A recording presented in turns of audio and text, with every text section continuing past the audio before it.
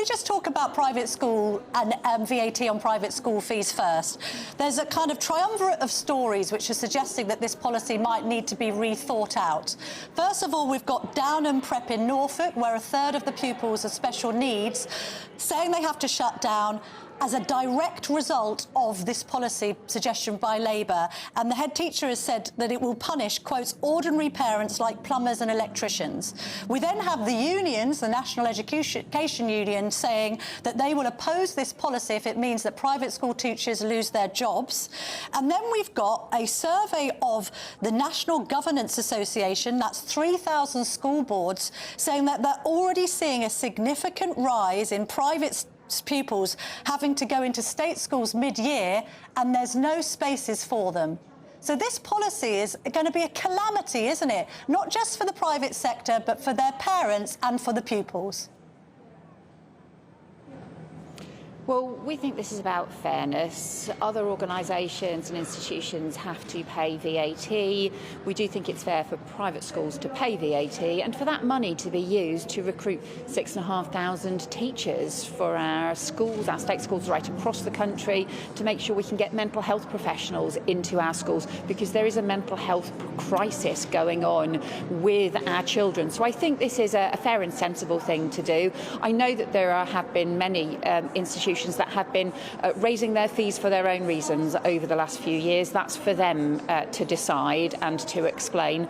But we think this policy is just about having a fair approach across different organisations and making use of that money to have the best possible chances for children in schools right across the country.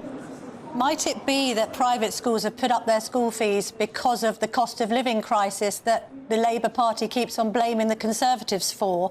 I keep on asking shadow ministers this question and nobody so far has been able to answer. So with your wisdom and political experience, I hope you can.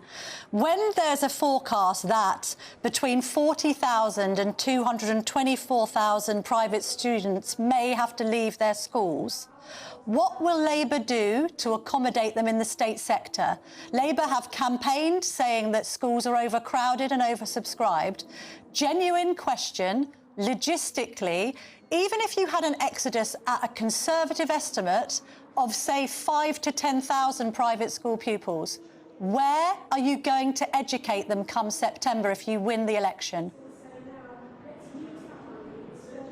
Well, the calculations and the work that Bridget Phillipson, our Shadow Education Secretary, and others have done is that in terms of both the funding that's raised and in terms of the processes around this, is that this can all be managed.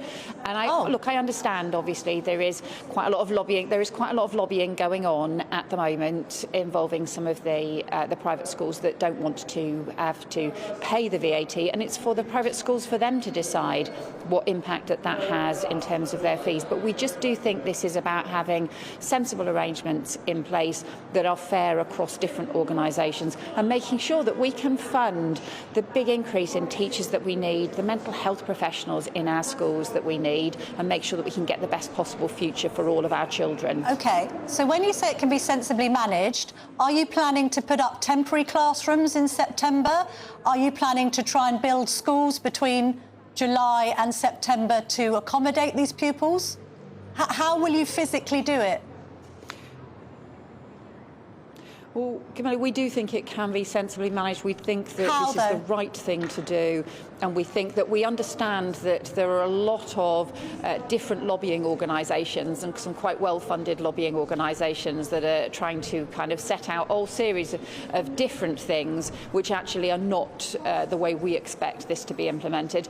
But I would just simply say I do think this is just a matter of fairness. I understand that there are people who are lobbying within this, but this is just a matter of fairness, and they think this is right to put that investment into our state schools and into the education, the teachers that we need, and really the future that we need for all of our children.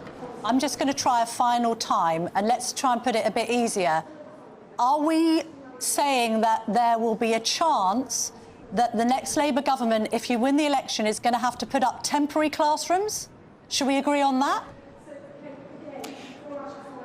I think, look, Camilla, we've set out our policy. It is for private schools themselves to decide. They will need to pay the VAT just like everybody else does. It's for them to decide what then they do about their fees. There's been a lot of, I think, deliberate lobbying going on about what the implications will be for those private school fees. But we do recognise they have already increased. No, they have already increased their fees very substantially over recent years. I think it's for them to decide that. It's really not. But it's not for them to decide. As a potential future Labour government to decide, because it's really for us to say, look, we want a fair system in place and we want to make sure that that funding can go into our schools across the country and our kids' future.